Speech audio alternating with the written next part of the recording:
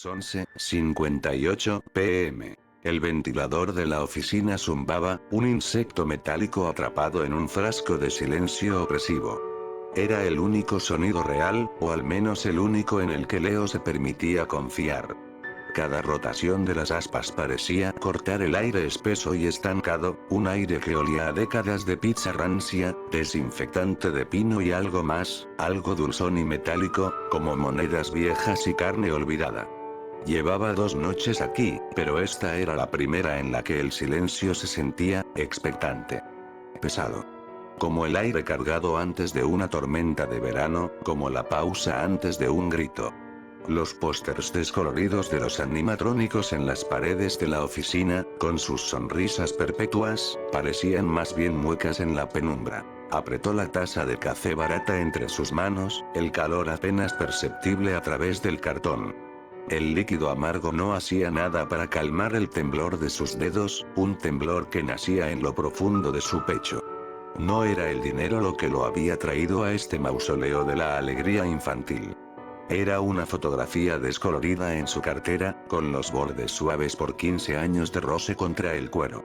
Una foto de él, con 10 años, y su hermano pequeño, Samuel, de 6. Samuel llevaba un ridículo sombrero de fiesta de Freddy Fazbear's Pizza, con una sonrisa a la que le faltaba un diente y los ojos llenos de una luz que Leo ya no recordaba cómo se sentía. Fue tomada aquí, un mes antes de que desapareciera. El último día feliz. La policía nunca encontró nada. Simplemente se esfumó entre los gritos de los niños y la música de feria.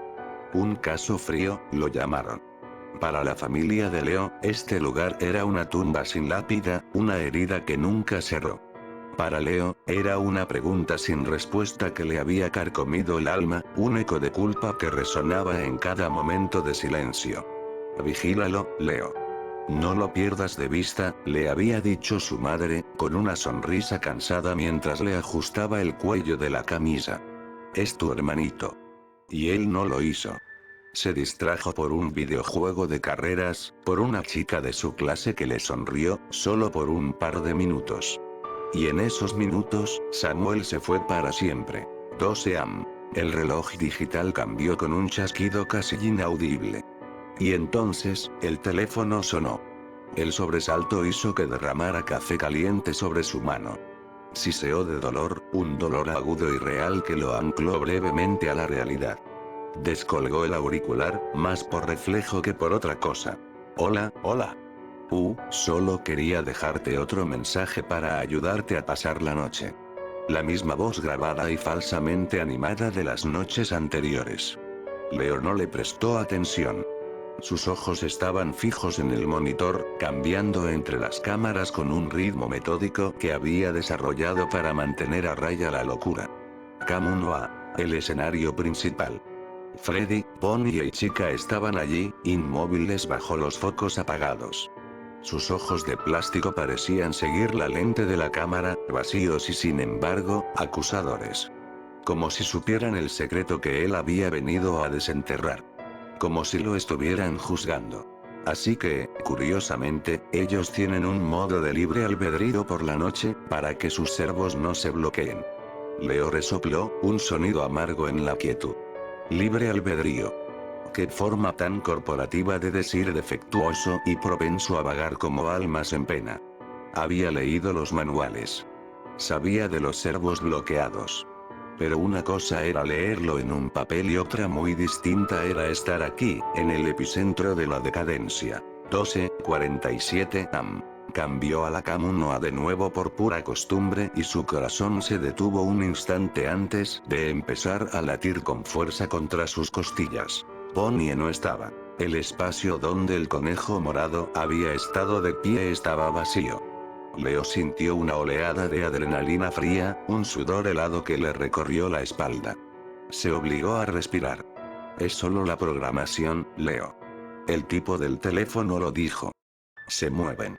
Se lo repitió como un mantra, pero la convicción se desvanecía con cada segundo que el espacio permanecía vacío.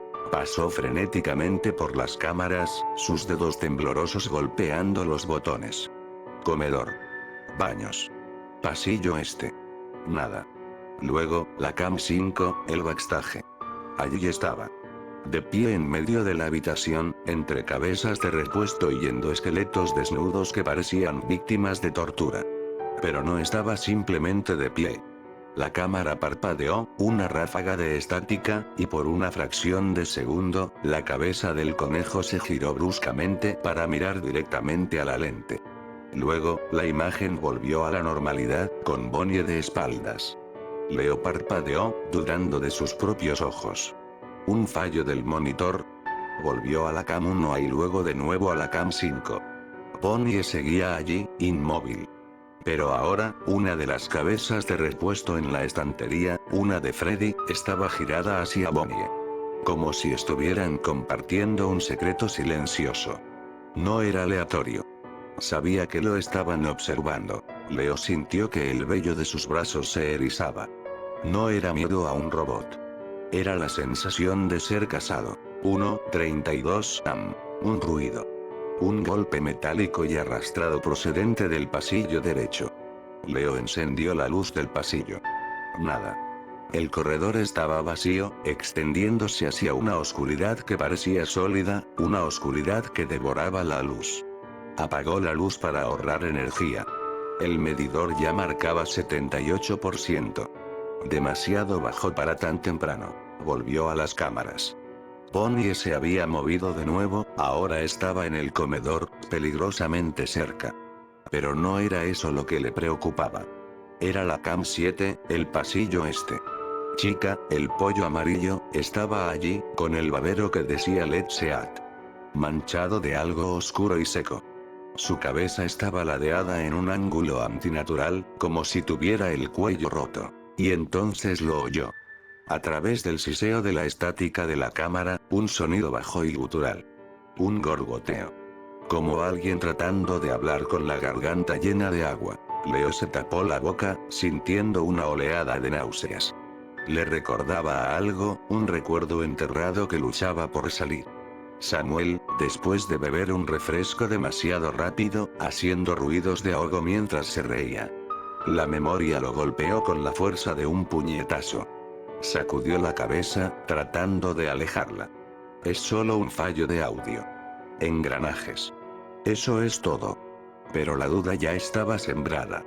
Una semilla venenosa en el jardín de su lógica. 2:15 am. La batería marcaba 61%. Bonnie estaba ahora en la esquina del pasillo este, su silueta una mancha de oscuridad contra la oscuridad. Chica se había movido a los baños, y los ruidos de gorgoteo habían sido reemplazados por un sonido rítmico de algo golpeando la porcelana. Clan. Clan. Clan. Como un niño impaciente esperando su comida. Leo se frotó los ojos, cansados y arenosos. El zumbido del ventilador parecía ahora más fuerte, más insistente. Empezaba a oír cosas en el ruido blanco. Susurros. Fragmentos de palabras que no podía entender. Annie. Se congeló. ¿Había oído eso? ¿No era solo su mente, torturada por el duelo y la cafeína? Miró la cam 2B, el rincón del pasillo este. Y vio algo que le heló la sangre. En la pared, donde normalmente solo había un póster de Freddy, había un dibujo infantil pegado con cinta adhesiva. Un dibujo que no estaba allí antes. Representaba a una figura de palo alta y morada, llevándose de la mano a una figura más pequeña. Era el dibujo de Samuel. Lo había hecho en el coche de camino a la pizzería ese día. Leo lo recordaba porque se había reído de lo torpe que era. No. No puede ser. Su respiración se aceleró. Esto no era un fallo de programación. Justo entonces, un sonido claro y nítido atravesó el zumbido del ventilador. Una risita infantil, ahogada y distante, que parecía venir del propio pasillo. La risa de Samuel. Era inconfundible. Y esta vez, la risa pareció rebotar por los pasillos, viniendo de todas partes a la vez. 3:03 am. 45%. El pánico empezaba a instalarse. Un pánico frío y afilado que le dificultaba pensar. Decidió revisar la Pirate Cove, la cam 1C. El cartel de fuera de servicio estaba gastado. Las cortinas moradas con estrellas estaban corridas. Pero a través de una pequeña abertura, pudo ver un destello de rojo. Y dos puntos amarillos y brillantes. Foxy. La voz del tipo del teléfono resonó en su cabeza. Ese personaje era algo único, se ponía muy activo si no lo vigilabas lo suficiente. Leo mantuvo la cámara fija en la Pirate Cove, sintiendo que si apartaba la vista, algo terrible sucedería. La cortina se movió, solo 1 centímetro. Como si alguien detrás contuviera la respiración.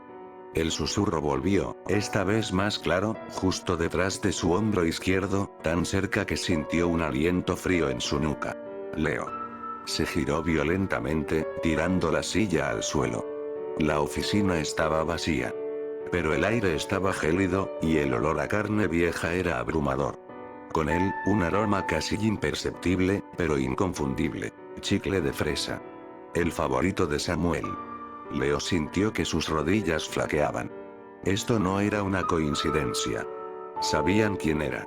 Sabían por qué estaba allí. Se levantó temblando y volvió a la pantalla. Foxy se había asomado un poco más. Ahora podía ver su hocico lleno de dientes afilados como cuchillas. Parecía que le sonreía. 20 am. 23%. Estaba sudando a pesar del frío. Bonnie y Chica estaban en las puertas. Podía oírlos. Un gemido metálico y bajo desde la izquierda, el clan desde la derecha. Tenía que alternar las luces de las puertas, encendiéndolas solo por una fracción de segundo. Cada clic era una apuesta contra la oscuridad. La cara de Bonnie apareció en la ventana de la puerta izquierda. Sus ojos rojos y vacíos lo miraban fijamente. Leo golpeó el botón de la puerta. El metal bajó con un estruendo. Un segundo después, un pesado boom metálico resonó contra la puerta, seguido de un largo y agudo arañazo, el sonido de garras de metal raspando el acero. Al mismo tiempo, encendió la luz derecha. Chica estaba allí, con el pico abierto en un grito silencioso. Golpeó el botón de la puerta derecha. Clan. Estaba atrapado.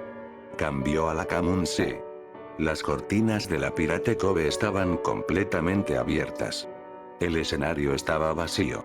Un grito ahogado escapó de sus labios. Cambió a la Cam 2A, el pasillo este. Allí estaba. Foxy. Inclinado hacia adelante, en posición de carrera, una mancha borrosa de intención asesina.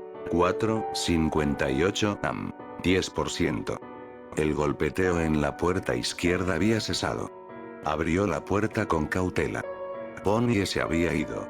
Pero el sonido en la derecha continuaba. Y entonces lo oyó. El sonido de pies metálicos corriendo. Tap tap tap tap tap. Era Foxy. Venía por él. Se lanzó hacia el botón de la puerta izquierda y la cerró de golpe, un instante antes de que un puño metálico la aporreara con una violencia demencial. Bang. Bang. Bang. Bang. Leo estaba acurrucado bajo el escritorio. Ambas puertas cerradas. El medidor de energía caía en picado. 7%, 5%, 3%, los golpes cesaron. 1%. 25 am. Oscuridad. La energía se había agotado. El ventilador se detuvo. Las pantallas se apagaron. La oficina se sumió en una oscuridad tan absoluta que Leo no podía ver sus propias manos. El silencio era total, un vacío que absorbía todo sonido. Se quedó inmóvil, conteniendo la respiración, el corazón martilleando contra su esternón. Sabía lo que venía ahora. El final del juego. Y entonces, comenzó. Una musiquita. Una melodía de caja de música, alegre y macabra. La marcha del toreador. Sonaba desde el pasillo izquierdo, acercándose lentamente. Con la música, llegaron dos luces. Dos puntos de luz azul pálido que se balanceaban en la oscuridad, acercándose a la puerta abierta. Eran los ojos de Freddy Fazbear. La música continuó durante una eternidad, una tortura auditiva que parecía estirar el tiempo. Leo no se movió. No gritó. Una extraña calma, la calma de la resignación, se apoderó de él. Había venido aquí buscando una respuesta, un cierre. Y aquí estaba, en la oscuridad, enfrentándose al rostro de la pesadilla que se había llevado a su hermano. La música se detuvo. Silencio absoluto. Y en esa negrura, vio algo más. Una silueta tenue, casi transparente, se formó en la entrada de la puerta. La figura de un niño pequeño, bañado en un suave resplandor. «Sammy», susurró Leo, con la voz rota por la emoción y el terror. La aparición se giró. Era él. Su hermano. Con su ridículo sombrero de fiesta y su sonrisa sin diente. El niño levantó una mano temblorosa y le hizo un gesto. «Ven a jugar, Leo», susurró la voz en su mente. La misma risa ahogada de antes. «Te he estado esperando. Tengo frío». Movido por 15 años de culpa y un amor desesperado que eclipsaba cualquier instinto de supervivencia, Leo se levantó. Las lágrimas corrían por su rostro, calientes contra su piel helada. «Sammy, te encontré. Lo siento tanto. No volveré a dejarte solo». Caminó hacia la puerta, con los brazos extendidos, tropezando en la oscuridad. La figura de su hermano le sonrió, pero la sonrisa se ensanchó de forma antinatural, extendiéndose más allá de los límites de un rostro humano, y sus ojos brillaron con la misma luz vacía que los de los animatrónicos. Cuando Leo cruzó el umbral, la aparición se desvaneció como humo. Desde la oscuridad impenetrable a su lado, dos brazos metálicos, pesados y cubiertos de una felpa mugrienta, se cerraron sobre él como una trampa para osos. No tuvo tiempo de gritar.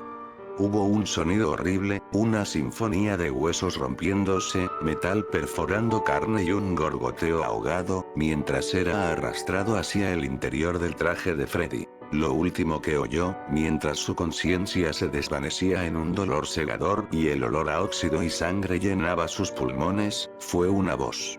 Una voz mecánica, una parodia grotesca y distorsionada de la de un niño, susurrando directamente en su oído. «Ahora jugamos, para siempre». 6 AM. El sol de la mañana se filtraba por las sucias ventanas del comedor. El personal diurno llegó, quejándose del olor, que hoy era peor que nunca. Cuando llegaron a la oficina de seguridad, la encontraron vacía. La silla estaba volcada y una taza de café fría yacía en un charco oscuro y pegajoso en el suelo. Uno de los empleados, un joven llamado Mike, fue a revisar el escenario principal. Se detuvo en seco, con el ceño fruncido. «Oigan», llamó a los demás, con la voz temblorosa. «Vengan a ver esto». Los otros dos se acercaron. Freddy, Bonnie y Chica estaban en sus lugares de siempre. Pero algo era terriblemente diferente en Freddy. «¿Desde cuándo?», preguntó Mike en voz baja. «¿Freddy tiene los ojos azules?». En las cuencas de plástico del oso animatrónico, dos ojos humanos, de un azul brillante y anegados en un terror fresco y eterno, miraban sin ver hacia el comedor vacío. Y de la comisura de la boca articulada de Freddy, una única y lenta gota de sangre fresca goteó, cayendo sobre su pajarita negra. El ciclo, al parecer, estaba listo para comenzar de nuevo. El metal de la verja se sentía anormalmente frío bajo mis dedos. No era el frío de una noche de otoño en las montañas de Colorado. Era un frío muerto, como tocar la piel de un cadáver. Cada músculo de mi cuerpo gritaba que diera media vuelta, que corriera de vuelta al coche y no mirara atrás. La culpa, sin embargo, era un ancla más pesada que el miedo. El rostro de mi hermano, Daniel, se superponía a la oscuridad que se cernía tras los barrotes. No la foto que llevaba en mi cartera, sino el recuerdo de su última llamada, una que yo había cortado con una excusa de estar ocupado. «Tienes que creerme, Leo», me había suplicado, su voz quebrada por la estática y el pánico. «No es un hospital. Es una fábrica de fantasmas. Están construyendo algo en los sótanos, algo que se alimenta de la mente». Yo lo había despachado como un brote psicótico, producto del estrés. «Hablamos luego, Dan, estoy hasta arriba de trabajo». Nunca hubo un luego. Ahora, su último correo, enviado desde un cibercafé y lleno de frases incoherentes sobre el motor morfogenético y un dios de nanotecnología, era lo único que me quedaba. Este viaje no era solo para encontrarlo. Era mi penitencia. Un último tirón, un chirrido que pareció resonar por todo el valle, y la cerradura oxidada cedió. Me deslicé por la abertura, sintiendo cómo la tela de mi chaqueta se enganchaba y se rasgaba. Ya estaba dentro. El aire era denso, cargado con el olor a pino podrido y a algo más, algo dulzón y metálico que se adhería a la parte posterior de mi garganta. El olor a sangre vieja. La fachada del manicomio Mount Massive se alzaba como un mausoleo contra el cielo nublado. Las ventanas eran cuencas vacías y oscuras, y el silencio era tan profundo que podía oír el latido de mi propio corazón, un tambor frenético contra mis costillas. Saqué la videocámara. Un modelo antiguo, pero con una función de visión nocturna que me había costado casi todo lo que tenía. La encendí. El suave zumbido del aparato era un consuelo artificial en la abrumadora quietud. El mundo se tiñó de un verde fantasmal. La puerta principal estaba cerrada con una cadena gruesa y oxidada. Imposible. Rodeé el edificio, pegado a la pared de ladrillo, el corazón martilleándome. Un andamio de construcción, abandonado y cubierto de óxido, se aferraba a la pared como un esqueleto de metal, llegando hasta una ventana del segundo piso. Era mi única opción. La escalada fue una pesadilla. El metal gemía bajo mi peso, y a mitad de camino, mi pie resbaló en una barra húmeda. Por un segundo eterno, quedé colgando, con los dedos arañando el metal helado, el abismo llamándome. Justo cuando recuperaba el equilibrio, vi un rostro en la ventana a la que me dirigía. Pálido, demacrado, con los ojos muy abiertos, observándome sin parpadear antes de desaparecer en la oscuridad. No estaba solo. El pánico me dio la fuerza para encontrar un nuevo punto de apoyo y seguir subiendo.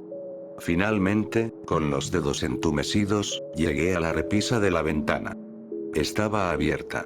Me deslicé dentro, cayendo torpemente sobre un suelo cubierto de polvo y escombros. El olor era peor aquí. Era el olor concentrado de la decadencia, de la enfermedad y del abandono. Estaba en lo que parecía una antigua oficina administrativa. Archivadores volcados, papeles esparcidos como un sudario por el suelo. En un escritorio, un monitor de ordenador parpadeaba débilmente. Me acerqué. En la pantalla, una única frase se repetía una y otra vez. Dios está muerto.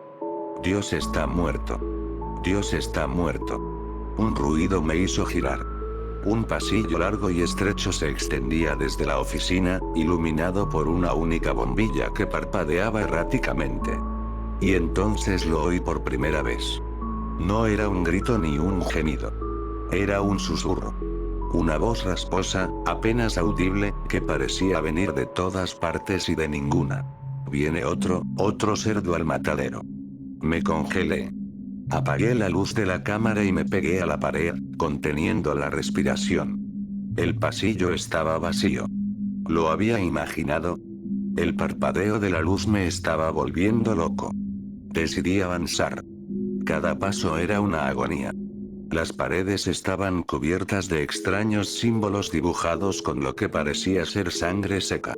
Símbolos religiosos mezclados con ecuaciones complejas y dibujos infantiles de figuras deformes. Una puerta a mi izquierda estaba entreabierta. Llevaba a los dormitorios del personal. La curiosidad, o quizás una estúpida esperanza de encontrar algo de Daniel, me empujó a entrar. La habitación estaba saqueada, pero en una mesita de noche encontré un diario. Pertenecía a un tal Dr. Wernicke. Las últimas entradas eran delirantes. Ya no duermen. El motor los mantiene despiertos. Sus sueños se están filtrando a la realidad. Veo sus pesadillas en los pasillos. Ayer vi a un hombre caminar a través de una pared. Murkoff ha desatado algo que no puede controlar. Al salir, un movimiento fugaz al final del pasillo me heló la sangre. Dos sombras altas y delgadas que desaparecieron en una esquina. No era una alucinación. Eran rápidos. Me adentré en una lavandería, buscando un camino alternativo. Montañas de sábanas manchadas se amontonaban como cadáveres blandos. Detrás de una lavadora industrial, un paciente se acurrucaba, meciéndose. No les mires, susurró sin mirarme. A los gemelos no les gusta que los miren. Siempre juntos. Siempre cazando. Desnudos como el día en que nacieron, pero armados con cuchillos. Sentí un escalofrío. Me metí en un conducto de ventilación para evitar el pasillo principal. Mientras me arrastraba en la oscuridad, oí sus voces debajo de mí, hablando en perfecta sincronía. Huele a carne nueva, hermano. Sí, hermano. Carne fresca para cortar. Miré por una rejilla y los vi. Idénticos, pálidos y completamente desnudos, cada uno sosteniendo un machete. Pasaron de largo. Contuve la respiración hasta que el sonido de sus pasos se desvaneció. Salí del conducto y seguí adelante, llegando a una bifurcación. Izquierda o derecha. Un ruido metálico, un arrastrar rítmico, venía de la derecha. Recorrí al paciente de la lavandería y elegí la izquierda. La puerta chirrió al abrirse, revelando una sala de día. Mesas y sillas volcadas, un televisor antiguo con la pantalla rota y, en el centro de la habitación, un hombre. Estaba de espaldas a mí, meciéndose suavemente mientras miraba una pared en blanco. Llevaba la bata de un paciente. «Hola», susurré, mi voz temblando. El hombre dejó de mecerse. Lentamente, muy lentamente, giró la cabeza. No tenía ojos. En su lugar, dos cuencas ensangrentadas y vacías. Una sonrisa horrible partió su rostro, mostrando unas encías negras. «Te ve», dijo con una voz gutural. «El pastor siempre ve a los nuevos corderos. Y a los corderos perdidos que vuelven al redil». El pánico se apoderó de mí. Di un paso atrás, tropecé y caí. El golpe sordo de mi cuerpo contra el suelo hizo que el hombre sin ojos se levantara. Empezó a caminar hacia mí, con los brazos extendidos. Me arrastré hacia atrás, desesperado, hasta que mi espalda chocó contra la puerta. Me levanté de un salto y corrí. Corrí sin mirar atrás, por el pasillo, ignorando la bifurcación, adentrándome en la oscuridad. El sonido de sus pasos descalzos, un chapoteo húmedo sobre el suelo de baldosas, me perseguía. La persecución fue un laberinto de terror. Me metí en una habitación, salté por una ventana rota hacia un patio interior cubierto de maleza, y volví a entrar al edificio por una puerta de servicio. Pero él seguía ahí, como si supiera a dónde iba. Finalmente, encontré una pequeña oficina y cerré la puerta justo cuando su mano golpeaba la madera. Me deslicé hasta el suelo, temblando, mientras él golpeaba una y otra vez. «Abre, corderito. El pastor quiere darte su bendición». Me tapé los oídos, cerré los ojos con fuerza. Los golpes cesaron. Un silencio tenso llenó la habitación. ¿Se había ido? Levanté la cámara y miré por la mirilla de cristal de la puerta. No había nadie. Esperé lo que pareció una eternidad antes de atreverme a abrir la puerta. El pasillo estaba vacío. Necesitaba encontrar la sala de seguridad. Daniel me había hablado de ella. Avancé por un laberinto de pasillos idénticos. Las puertas de las celdas estaban abiertas. En una de las paredes, escrito con sangre fresca, leí: «Sigue la sangre. Él te guiará a la verdad». La firma era un símbolo. Una cruz invertida dentro de un círculo. Decidí seguir el consejo. Un nuevo rastro de sangre me guiaba por los pasillos. Me llevó a través de la biblioteca, donde los libros habían sido arrancados de las estanterías y apilados en pilas blasfemas. Me llevó a través de la capilla, donde el altar había sido profanado con vísceras y el crucifijo estaba colgado boca abajo. Y en todo momento, sentía ojos sobre mí. De repente, un sonido atronador sacudió el edificio. Un rugido inhumano seguido del estruendo de metal retorciéndose. Y luego, un nuevo sonido. Pasos. Pesados, brutales. Me escondí en una taquilla metálica, mirando por las rendijas. Al final del pasillo, una figura monstruosa arrancó una puerta de acero de sus goznes. Era un hombre, o lo que quedaba de uno. de una estatura colosal, con el torso desnudo y cubierto de cicatrices y grapas quirúrgicas. Chris Walker. Pasó de largo, murmurando cerdito, cerdito, y supe instintivamente que si me encontraba, mi vida terminaría en un instante de dolor inimaginable. Esperé a que sus pasos se alejaran y continué, ahora con un nuevo terror añadido. El rastro de sangre me llevó a una escalera que descendía a las entrañas del asilo. El aire se volvió más frío, más húmedo. El olor a ozono y a carne quemada se hizo más fuerte. Estaba en el ala médica. Aquí, el horror era frío, clínico y sistemático.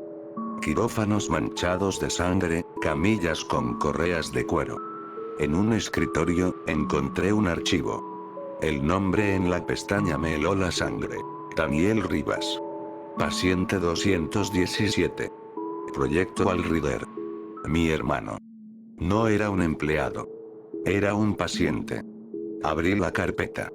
Dentro, fotos de Daniel atado a una silla, con electrodos en la cabeza. Informes sobre terapia de sueños lúcidos, exposición a nanomáquinas y necrosis tisular galopante. En la última página, una nota escrita a mano. El sujeto muestra una afinidad sin precedentes. La mente se fractura, pero la conexión se fortalece. Podría ser el indicado. Un ruido me hizo levantar la vista. En la puerta, una figura delgada y alta, vestida con una bata de médico, me observaba. Llevaba unas gafas gruesas y una sonrisa torcida. En sus manos, sostenía un par de tijeras de podar, largas y oxidadas. Oh, un nuevo espécimen, dijo con una voz suave y sibilante. Has estado hurgando en propiedad privada. El doctor Trajer no aprueba eso. Tendremos que cortarte esos dedos curiosos. Se abalanzó sobre mí. Lancé la carpeta a su cara y corrí. Me persiguió con una agilidad sorprendente, sus tijeras chasqueando. No puedes huir de la terapia. Solo quiero ayudarte a mejorar. La persecución me llevó a un montacargas, pero Trajer lo bloqueó.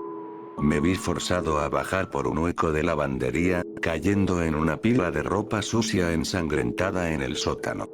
El impacto me dejó sin aire. Trajer se rió desde arriba. El tratamiento a domicilio es mi especialidad. Me arrastré por los conductos de ventilación, el metal frío contra mi piel, sus pasos resonando por todo el sótano. Finalmente, encontré un montacargas de servicio y aporreé el botón. Las tijeras se clavaron en el metal justo cuando la puerta se cerraba. El montacargas descendió con un chirrido agónico. Cuando las puertas se abrieron, el escenario había cambiado de nuevo. Estaba en unas cuevas subterráneas, laboratorios excavados en la roca viva. Cables gruesos corrían por las paredes, convergiendo en una enorme esfera de cristal en el centro de la caverna. Dentro de la esfera, un cuerpo flotaba en un líquido amniótico, conectado a miles de cables. Era un hombre anciano, mantenido en un estado de vida artificial. Y alrededor de la esfera, flotaba una nube de partículas negras, como un enjambre de insectos o ceniza viviente, que se arremolinaba y se contraía. A veces, tomaba una forma vagamente humana. El Walrider. El dios de nanotecnología de Daniel. Lo ves, ¿verdad? La voz vino de un altavoz. En una pasarela sobre la esfera, había un hombre en silla de ruedas. Llevaba una túnica sacerdotal. Padre Martín. El autor de los mensajes de sangre. Es hermoso. El Evangelio del Walrider. Mi cuerpo está roto, pero mi fe me ha hecho su profeta. Y tú eres el siguiente apóstol. ¿Qué le hiciste a mi hermano? Grité, mi voz rota por el terror y la rabia. Tu hermano fue un fracaso, dijo Martín con desdén. Su mente se rompió antes de que pudiera aceptar al Dios. Pero tú eres fuerte. Has sobrevivido a mis pruebas. Has visto la verdad. Ahora, solo tienes que aceptarla. Conviértete en el anfitrión. Deja que el Walrider te purgue. La nube negra se giró hacia mí. Sentí una presión en mi mente, un millón de susurros invadiendo mis pensamientos, prometiéndome poder, inmortalidad, liberación del miedo. Vi imágenes. El manicomio en llamas, el mundo de rodillas ante la tormenta de nanitos. ¡No! Grité. Corrí. Hacia la única salida que vi, un túnel de mantenimiento. El Walrider se lanzó tras de mí, una ola de oscuridad que atravesaba las paredes. Podía sentir su tacto frío en mi nuca, sus susurros tratando de desarmar mi cordura. Salí a un pasillo que reconocí. Estaba cerca de la entrada principal. La libertad estaba a unos metros. Corrí más rápido de lo que jamás había corrido en mi vida. La puerta principal, la que estaba encadenada, ahora estaba abierta de par en par. La luz de la luna, pálida y salvadora, se derramaba en el vestíbulo. Casi lo había logrado. Estaba a punto de cruzar el umbral cuando una fuerza invisible me levantó del suelo. El Walrider. Me envolvió, una mortaja de partículas negras y heladas. Me sentí desgarrado, átomo por átomo. El dolor era insoportable, pero duró solo un segundo. Luego, nada. Caí al suelo, jadeando. La nube negra se había ido. Me levanté, temblando. Miré mis manos. Estaban intactas. Miré hacia la puerta. La libertad. Di un paso. Y otro. Y me detuve. Algo estaba mal. No sentía el frío de la noche. No sentía el alivio. Me sentía vacío. Y a la vez, lleno. Lleno de una energía fría y zumbante. Levanté la cámara, que de alguna manera todavía sostenía. La giré hacia mí. En la pantalla de visión nocturna, mi reflejo me devolvió la mirada. Mis ojos brillaban con una luz verde enfermiza. Y a mi alrededor, flotando y arremolinándose, había una tenue neblina de partículas negras. Padre Martín se había equivocado. Yo no era el siguiente apóstol. Daniel no había sido un fracaso. Su mente no se rompió. Se fusionó. El Walrider no necesitaba un anfitrión que estuviera vivo. Necesitaba uno que hubiera muerto. Dejé caer la cámara. El sonido de mis pasos, al dar media vuelta y caminar de nuevo hacia la oscuridad del manicomio, ya no era el de un hombre. Era el susurro silencioso de la ceniza y el polvo. Un recuerdo fugaz, el rostro de Daniel sonriendo en un cumpleaños lejano, brilló en mi mente y se extinguió. Ya no había dolor. Ni miedo. Solo un propósito. Por primera vez en 2 años, sentí que estaba cerca de mi hermano. Iba a casa. El sonido no fue lo primero que me despertó. Fue la sacudida. Una violencia que no terminó, que se convirtió en el latido de mi cráneo contra algo metálico, un ritmo brutal que ahogaba mis pensamientos. Olía a combustible y a pino quemado, un perfume nauseabundo que se pegaba al fondo de mi garganta. El helicóptero era una lata de sardinas abierta a la fuerza, un amasijo de metal retorcido que gemía con el viento como un animal moribundo. El piloto bueno, el piloto ya no era una persona. Era una lección de anatomía grotesca, empalado en la misma palanca que debía salvarnos, su rostro una máscara de sorpresa congelada, sus ojos vidriosos reflejando el dosel de árboles sobre nosotros. Por un instante, pensé que parpadeaban. Una mosca zumbaba perezosamente cerca de su cuenca ocular vacía. Lynn. El nombre fue un chispazo en la niebla de mi cerebro, un ancla en un mar de confusión y dolor punzante. Me arrastré fuera de los restos, con las rodillas temblando y un corte en la frente que goteaba un líquido caliente y pegajoso sobre mi ojo, nublando mi visión con un velo carmesí. La cámara. Mi instinto de camarógrafo, mi maldición, gritó desde algún rincón de mi mente.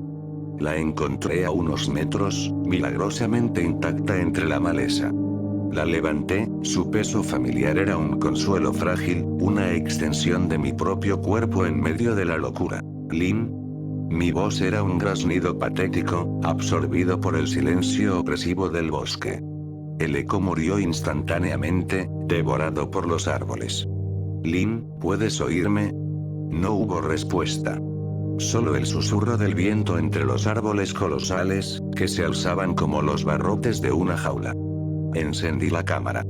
La luz de la visión nocturna bañó el mundo en un verde fantasmal y enfermo. Cada hoja, Cada rama parecía moverse con una vida propia y malévola, retorciéndose en formas antinaturales. Y entonces lo vi. Un rastro. No solo huellas. La tierra estaba revuelta, como si un cuerpo hubiera sido arrastrado con violencia, dejando un surco poco profundo en la tierra húmeda. Seguí el rastro con el zoom de la cámara, mi corazón hundiéndose con cada metro. El rastro terminaba abruptamente junto a un árbol. En la corteza, una mancha oscura. Sangre. Y un trozo de tela de la chaqueta de Lynn. La seguí, cojeando, con el corazón martilleando un ritmo de pánico contra mis costillas. El bosque dio paso a un sendero, y el sendero a una valla destartalada. Más allá, una aldea. No, aldea es una palabra demasiado civilizada. Era un conjunto de chozas de madera podrida, apiñadas como dientes cariados en una mandíbula enferma. Un hedor a estiércol, a descomposición y a algo más, algo dulzón y metálico, flotaba en el aire, pesado y asfixiante. «Hola», grité, sintiéndome un idiota. «¿Hay alguien ahí?» El silencio que me respondió fue peor que un grito. Era un silencio expectante, un silencio que observaba. Me deslicé por un hueco en la valla, la madera astillada enganchándose en mi chaqueta. La primera cabaña estaba abierta, una invitación oscura. La curiosidad, esa estúpida y suicida curiosidad, me empujó adentro. Dentro, el olor era abrumador. Una cuna vacía se mecía en el centro de la habitación, movida por una corriente de aire invisible. En las paredes, garabatos hechos con lo que rezaba fuera barro seco. Frases de una Biblia demente. El dios de Templegate no ama a sus hijos. La semilla del anticristo debe ser arrancada. En la cuna, en lugar de un colchón, había un montón de tripas de pescado y una muñeca de trapo con los ojos arrancados. Junto a ella, en el suelo, un pequeño zapato de niño, lleno de dientes humanos. Me agaché, el haz de luz de la cámara temblando. Eran dientes de leche. Salí de allí conteniendo las náuseas, con el sabor a bilis en la boca. La cámara seguía grabando, su micrófono captando sonidos que mis oídos no registraban. Un susurro. Lejano, casi inaudible. Apunté la cámara en la dirección del sonido, usando el zoom. Entre dos chabolas, una figura se movió. Alta, delgada, con la piel pálida como la de un ahogado. Me vio. No saludó, no gritó. Solo se quedó allí, mirándome con una intensidad vacía. Luego, lentamente, levantó una mano y señaló directamente hacia mí antes de deslizarse de vuelta a la oscuridad. No estaba solo. Estaba siendo evaluado. Y ahora, marcado. Avancé con más cautela, pegado a las sombras. Cada ventana era un ojo negro y vacío. Cada puerta, una boca cerrada. En el centro del pueblo había una capilla ruinosa, con una cruz torcida en el campanario. Desde dentro, llegaba un cántico. Monótono, gutural. Era la fuente de los susurros. Me acerqué a una ventana sucia, limpiando un círculo en la mugre con la manga.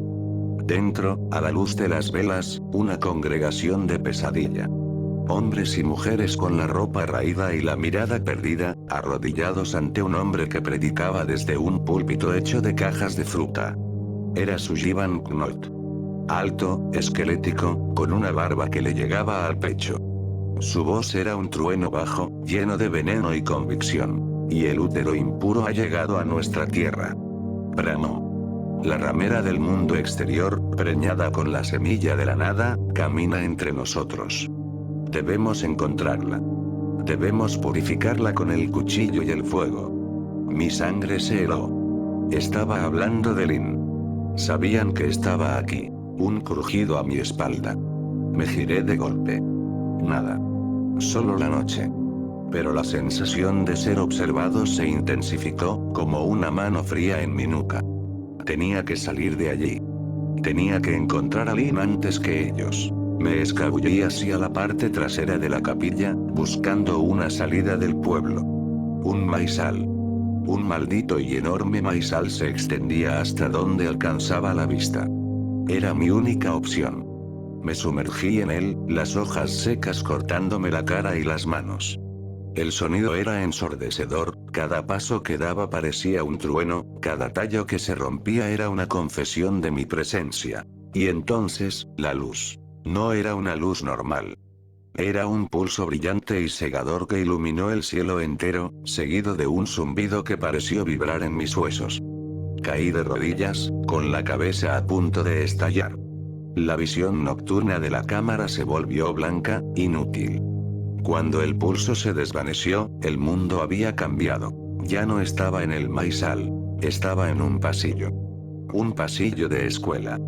Mi escuela. El olor a desinfectante y a tiza llenaba el aire.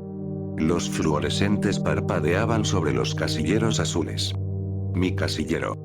El número 214. Un terror antiguo, un terror que había enterrado bajo años de negación, se apoderó de mí. Blake. La voz de una niña. Un susurro detrás de mí. Me di la vuelta. Jessica. Estaba al final del pasillo, con su uniforme de colegiala, su pelo rubio, pero su cuello estaba torcido en un ángulo imposible, y una soga oscura y gruesa colgaba de él, balanceándose. ¿Por qué no me ayudaste, Blake?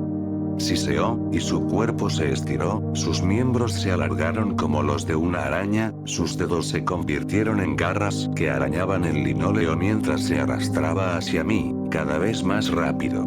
Corrí. Corrí por los pasillos de mi propia culpa, susurros persiguiéndome desde cada aula. La dejaste morir. Fue tu culpa. Padre Loutermilch te vio. Cobarde. Choqué contra una puerta y caí de espaldas. Y estaba de vuelta en el maizal. El pulso de luz se había ido.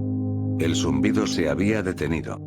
Estaba sudando, temblando, con el sabor amargo del pánico en la boca.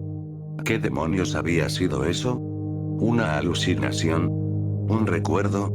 La línea entre ambos se estaba borrando. Un grito desgarrador rompió la noche. Era Lynn.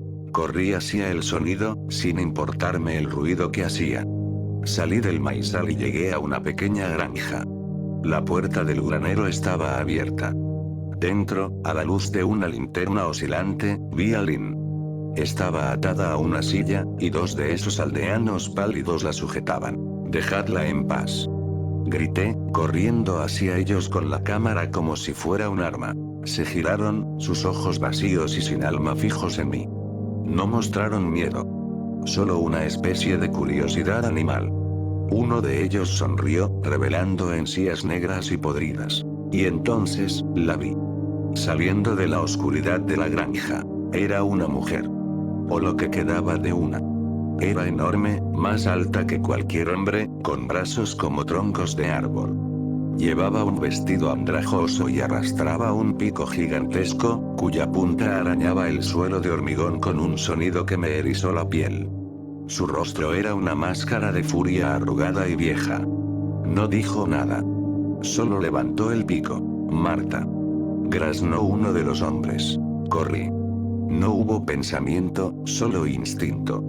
Me zambullí por una ventana baja, cayendo sobre un montón de heno apestoso.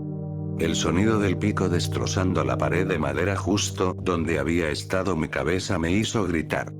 Me arrastré hacia la oscuridad, buscando un refugio. Me metí debajo de un tractor oxidado, conteniendo la respiración mientras su enorme silueta pasaba a centímetros de mí, el pico rozando el metal con un chirrido espantoso. Podía oírla tararear una canción de cuna distorsionada y horrible. Huí de nuevo, esta vez hacia un pequeño cobertizo. Me encerré dentro, atrancando la puerta con un trozo de madera. Silencio. Luego, un golpe atronador en la puerta. Y otro. La madera empezó a astillarse. Desesperado, vi un abrevadero lleno de agua de lluvia y algas. Sin pensarlo, me sumergí en el agua helada y fétida, justo cuando la puerta cedía. Pasó una eternidad. Oculto en el agua, con apenas un resquicio para respirar, la vi pasar. Su silueta contra la luna era la de un monstruo de cuento de hadas. Cuando por fin se fue, y el silencio regresó, salí temblando, empapado y cubierto de porquería. Lynn se había ido. Se la habían llevado. Las siguientes horas, o días, se convirtieron en un borrón de terror. Me adentré más en su territorio, impulsado por esa única idea: encontrar a Lynn. Me escondí en armarios que olían a naftalina y a miedo. Me arrastré por debajo de camas mientras oía a los aldeanos caminar sobre mí, susurrando sobre el niño no nato y la sangre. Cambiaba las baterías de mi cámara con dedos temblorosos, sabiendo que cuando se acabaran, la oscuridad me devoraría. Las luces en el cielo volvían. Cada vez, me encontraba de vuelta en la escuela. Cada vez, el monstruo de Jessica era más rápido, más horrible. Cada vez, los susurros eran más claros. Recordé cosas que no quería recordar.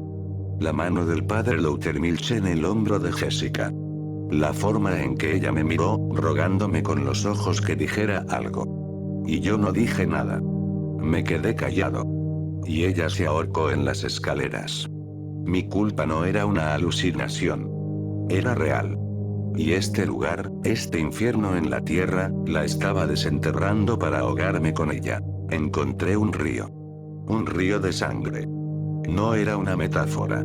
El agua era espesa y roja, y de ella emergían cuerpos crucificados. Y en la orilla opuesta, había otro grupo. No eran como los seguidores de Knut. Estaban desnudos, cubiertos de barro y símbolos obscenos. Bailaban alrededor de hogueras, copulando abiertamente, gimiendo en un éxtasis de locura. Eran los herejes. Me vieron. Y me persiguieron. Su locura era diferente a la de Marta. Era una locura alegre, juguetona. Querían jugar conmigo. Un juego que terminaba con mis entrañas decorando sus cuerpos desnudos. Escapé por los pelos, adentrándome en unas minas abandonadas. La oscuridad aquí era total, absoluta. La visión nocturna de la cámara era mi único ojo. El aire era denso, olía a piedra húmeda y a algo más antiguo. A desesperación. Aquí abajo, lejos de la luz pulsante, la escuela no podía alcanzarme. Pero había otros horrores. Hombres desnudos y demacrados que se arrastraban por los túneles, ciegos por la falta de luz, cazando por el sonido. Me convertí en un fantasma, conteniendo la respiración, moviéndome centímetro a centímetro, mientras sus gruñidos guturales resonaban a mi alrededor. En un momento, uno de ellos pasó tan cerca que sentí su aliento fétido en mi mejilla. Me quedé petrificado, seguro de que mi corazón delataría mi posición. En lo más profundo de la mina, la encontré. Lynn. Estaba en una especie de santuario improvisado, acostada en un altar de piedra. Y su vientre, Dios mío, su vientre. Estaba hinchado, masivamente embarazado. Imposible. Llevábamos aquí, ¿cuánto? ¿Un día? ¿2? Blake, susurró, con los ojos llenos de terror y dolor. Me lo hicieron. Knut dijo que era un milagro. Antes de que pudiera hacer nada, la tierra tembló.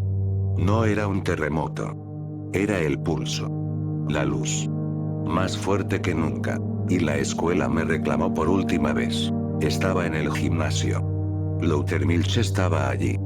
Los niños deben ser disciplinados, Blake, dijo, su voz resonando con una autoridad impía. Y el monstruo de Jessica se abalanzó sobre mí. Pero esta vez, no corrí. Lo miré. Vi su cara, contorsionada por el dolor. Vi mi propia cobardía reflejada en sus ojos vacíos. Lo siento, susurré. Lo siento mucho, Jessica. La criatura se detuvo. Y se disolvió en polvo. Cuando volví en mí, estaba saliendo de la mina.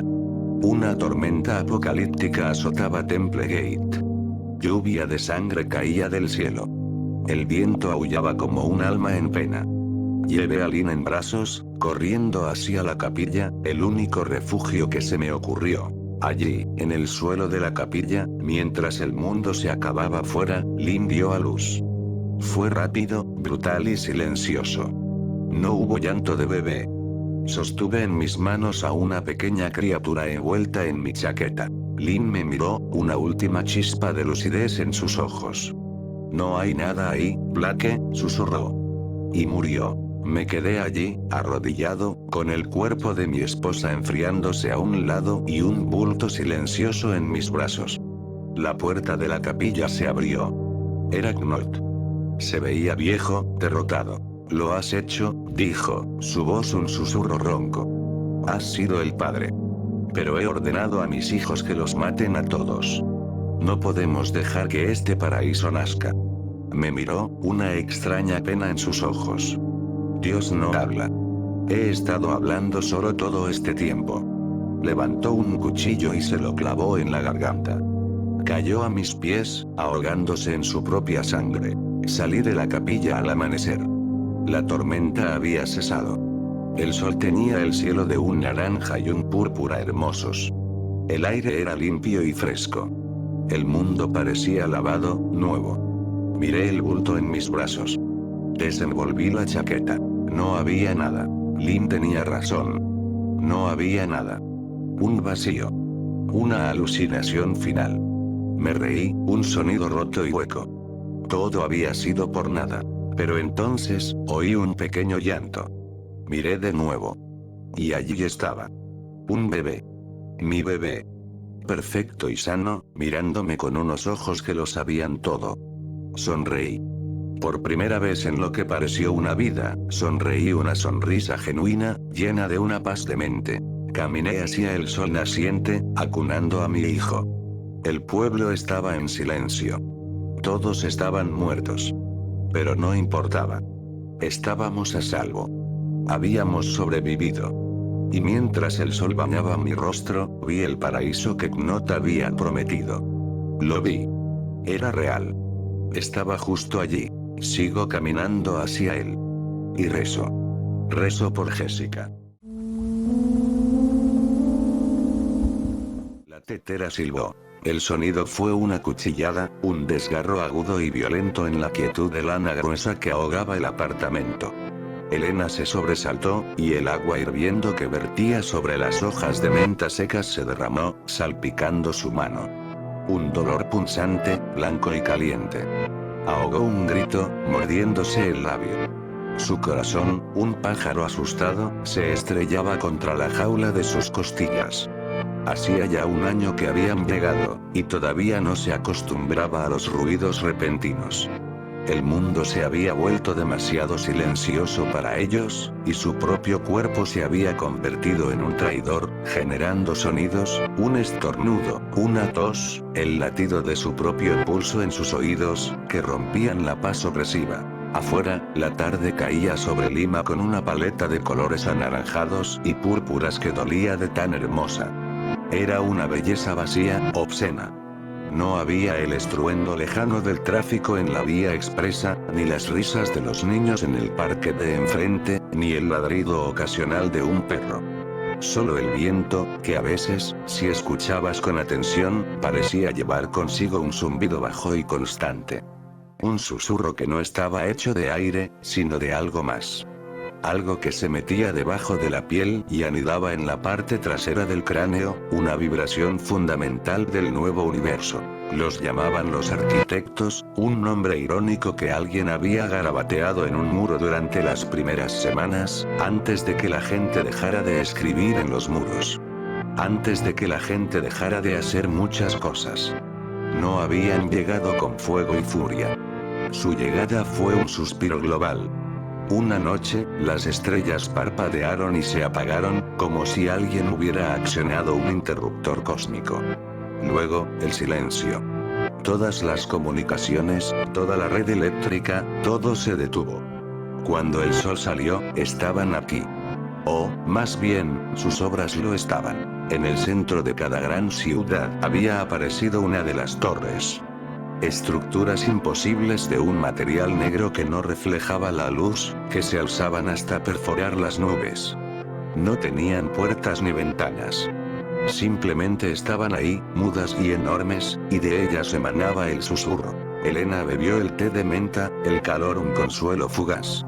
Sus ojos se posaron en la mochila gastada que descansaba junto a la puerta. Dentro había una lata de atún, media botella de agua y la razón de todo. Una pequeña radio de transistores que había pertenecido a su abuelo. Su tesoro. su esperanza, su locura. Tenía que irse. Tenía que hacerlo esa noche. El susurro era más débil por la noche, o eso se decía. Durante el día, era una presión constante, un dolor de cabeza sordo que te recordaba tu insignificancia. Te hacía olvidar nombres, caras, canciones. Elena luchaba contra ello con todas sus fuerzas, recitando en su mente los nombres de sus familiares, la letra de las canciones que le gustaban, la receta del lomo saltado de su madre. Pero cada día, los bordes de esos recuerdos se volvían un poco más borrosos. El rostro de su padre tenía pecas. La risa de Mateo era grave o aguda. Los detalles se desvanecían como la tinta bajo el agua. A veces, se encontraba mirando fijamente una fotografía familiar, tratando desesperadamente de sentir algo, cualquier cosa, pero solo encontraba una desconexión fría, como si mirara a extraños. El peor efecto del susurro no era el olvido. Era la calma. Algunas personas la habían abrazado. Dejaron de luchar. Ahora caminaban por las calles con una serenidad espantosa, los rostros lisos, sin expresión, los ojos fijos en algún punto lejano. Los serenos mantenían el orden. Si veían a alguien corriendo, o gritando, o llorando, se acercaban. No con violencia. Simplemente se paraban a tu alrededor, en silencio, y te miraban. Y el susurro se intensificaba, se canalizaba a través de ellos, una ola psíquica que te ahogaba en una paz forzada hasta que te rompías y te unías a ellos. O te ibas a casa y no volvías a salir. Elena metió la radio en la mochila con un cuidado reverencial. Había pasado 3 noches seguidas pegada al auricular, girando el dial con una lentitud agónica. Y lo había encontrado. Entre el ruido blanco y las interferencias del susurro, una voz. Rota, débil, pero real. Plaza 2 de Mayo, si hay alguien, faro en la oscuridad, no se rindan. Era una estupidez. Probablemente una trampa. O la emisión fantasma de un loco. Pero era lo único que tenía. Su hermano, Mateo, estaba en la universidad en el centro de la ciudad cuando todo ocurrió. Durante el primer mes, ella había intentado llegar hasta allí, pero el miedo y la visión de los primeros serenos la habían hecho retroceder. Ahora, la culpa era un peso mayor que el miedo. El recuerdo de su última conversación la atormentaba. Él la había llamado para quejarse de un examen. Ella, apurada, le había dicho: hablamos luego, estoy ocupada. Nunca hubo un luego. Esperó a que la luna fuera una uña pálida en el cielo. Se puso una chaqueta oscura, se calzó las botas más silenciosas que tenía y abrió la puerta de su apartamento, conteniendo la respiración. El pasillo del edificio estaba oscuro. El aire, viciado. Podía oír el goteo de una tubería rota en algún piso superior, un metrónomo para la decadencia.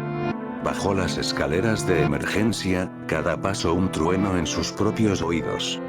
Pasó junto a la puerta del apartamento 3B. La puerta estaba entreabierta. Una luz parpadeante salía del interior. La curiosidad, una emoción peligrosa y casi olvidada, la hizo asomarse. En el interior, la señora Rojas estaba sentada frente a un televisor apagado, meciéndose hacia adelante y hacia atrás, tarareando una canción de cuna sin melodía. Era una sereno. La luz parpadeante provenía de un arquitecto, una pequeña mancha iridiscente del tamaño de una mano, que se movía lentamente por la pared, limpiando una mancha de moho, dejando a su paso la misma superficie negra y perfecta de la torre. La señora Rojas no parecía darse cuenta, o no le importaba. Elena retrocedió lentamente, el terror un nudo frío en su estómago. La calle estaba desierta. La luz de la luna bañaba el asfalto y los coches abandonados en una plata fantasmal. La torre del centro de la ciudad era una silueta negra contra el cielo contaminado de luz estelar. Y el susurro estaba ahí, esperando. Un cosquilleo en los dientes, una vibración en los huesos. Elena empezó a caminar, pegada a las sombras de los edificios. Su plan era simple: seguir la avenida Arequipa hasta el centro. Un camino que antes le tomaba 20 minutos en autobús, ahora era un viaje a través de territorio enemigo. A las pocas manzanas, lo vio. Un sereno. Estaba de pie en medio de la calle, mirando la luna. Inmóvil. Elena se agazapó detrás de un coche oxidado, el corazón en la garganta. Era el señor Cárdenas, el dueño de la bodega de la esquina. Un hombre que siempre tenía un chiste malo y le regalaba caramelos de limón. Ahora, su rostro estaba vacío. Una máscara de carne. Elena esperó, pero el señor Cárdenas no se movió. Decidió rodearlo, cruzando a la otra acera por un callejón oscuro que apestaba a basura y desesperación. Mientras pasaba, el susurro cambió. Ya no era un zumbido sin forma. Por un instante, fue la voz de su madre. ¿Por qué lo dejaste solo, Elenita? Era tu responsabilidad. Siempre tan descuidada. Elena tropezó, llevándose las manos a la cabeza. El dolor era agudo, una aguja de hielo en su sien. No es real, se dijo, con los dientes apretados. No es real. Siguió adelante, corriendo, sin mirar atrás. El centro de la ciudad era peor. El silencio era más profundo, más pesado. Aquí, el susurro tenía texturas. Podía sentir los ecos de la desesperación de millones de personas, una capa psíquica de terror y confusión que se había asentado sobre los edificios como el polvo. En las paredes, las sombras parecían moverse solas, y a veces creía ver rostros en las ventanas oscuras de los edificios. Vio a uno de ellos. Un arquitecto. No estaba en la calle. Estaba adherido a la fachada de un edificio, como una mancha de aceite iridiscente que se moviera. No tenía una forma definida. Era un conjunto de ángulos imposibles y curvas fluidas, de un color que era todos los colores y ninguno a la vez. No tenía ojos, pero Elena sintió su atención sobre ella. Una curiosidad fría, vasta, como la de un científico observando a un insecto. No había malicia en ella. Y eso era lo más aterrador. La completa y absoluta indiferencia. Elena se quedó paralizada, incapaz de respirar. La criatura se onduló, y una parte de ella se extendió como un pseudópodo, tocando el ladrillo del edificio. El ladrillo se licuó, fluyó y se reformó en una superficie lisa y negra como el material de la torre. Estaba reparando. O construyendo. O simplemente existiendo. El pánico rompió su parálisis. Corrió. Corrió como nunca antes, sin importarle el ruido, sin importarle nada más que alejarse de esa presencia alienígena e incomprensible. Finalmente, llegó a la Plaza 2 de Mayo. El monumento a los héroes de la guerra se alzaba en el centro, una reliquia de un mundo donde los enemigos tenían rostro. La plaza estaba desierta. «Hola», susurró, su voz un hilo de araña en la inmensidad. Nada. Sacó la radio, sus manos temblaban tanto que casi la deja caer. La encendió. El mismo ruido blanco. Giró el dial. Nada. No, gimió. Por favor. Se sentó en la base del monumento, la derrota un sabor amargo en su boca. Había sido una estupidez. Una fantasía. No había resistencia. No había faro en la oscuridad. Solo estaba ella, y el silencio, y el susurro que ahora parecía reírse de ella. Fue entonces cuando la voz de la radio volvió. Pero no era la misma. Era más clara. Más cercana. Lo intentaste. Eres valiente. Elena levantó la cabeza. La voz no venía de la radio. Venía de todas partes. Era el susurro, hablándole directamente. ¿Estás cansada, Elena? Cansada de luchar. Cansada de recordar. Cansada de sentirte culpable. No, dijo ella, pero la palabra no tenía fuerza. Una figura salió de las sombras. Un joven. Llevaba una sudadera con capucha y vaqueros. Tenía una sonrisa amable. Era Mateo. Su hermano. Mateo, sollozó ella, levantándose. Ya no tienes que tener miedo, dijo la aparición de su hermano, aunque sus labios no se movían. Su voz era el susurro. Puedo quitarte el dolor. Puedo darte paz. Podemos estar juntos de nuevo. Solo tienes que dejar de luchar. Déjalo ir. La imagen de su hermano extendió una mano. Elena lo miró, y por un momento, la luchadora que había en ella, la chica que recitaba canciones y recordaba recetas, se reveló.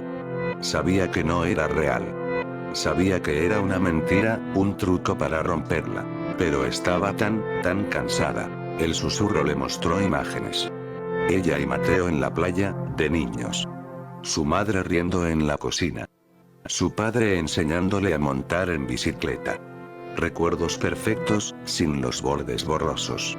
Cálidos y acogedores. Y luego, la promesa. Un mundo sin miedo, sin culpa, sin dolor. Un silencio tranquilo. Una calma eterna. ¿No dolerá? Susurró ella, las lágrimas cayendo por sus mejillas. No. Es como quedarse dormido, respondió la voz de su hermano. Solo tienes que aceptar. Lentamente, Elena levantó la mano y tomó la de la aparición. No sintió nada. Pero una calidez se extendió desde su pecho, una oleada de paz tan abrumadora que le robó el aliento. El zumbido en su cabeza se desvaneció. El peso de la culpa se evaporó. Los recuerdos dolorosos se suavizaron y se convirtieron en cuadros distantes y sin importancia. Su rostro perdió toda tensión. Sus ojos perdieron su enfoque. Una leve y serena sonrisa se dibujó en sus labios. Soltó la radio.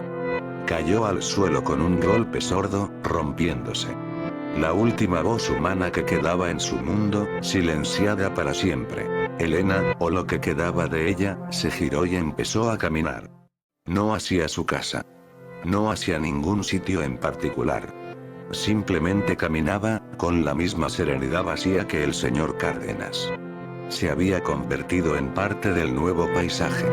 Otra guardiana silenciosa de la paz de los arquitectos. Oculto en un portal, un hombre demacrado que había observado toda la escena, que había oído la emisión de la radio y había venido con la misma esperanza estúpida, retrocedió hacia las sombras. Vio a la chica que había sido Elena alejarse, y en la quietud, se dio cuenta de la verdadera naturaleza del horror. No era la aniquilación. Era la asimilación. No te mataban. Te vaciaban y te convertían en tu propia lápida. Y el silencio que dejabas atrás era la única prueba de que alguna vez habías existido.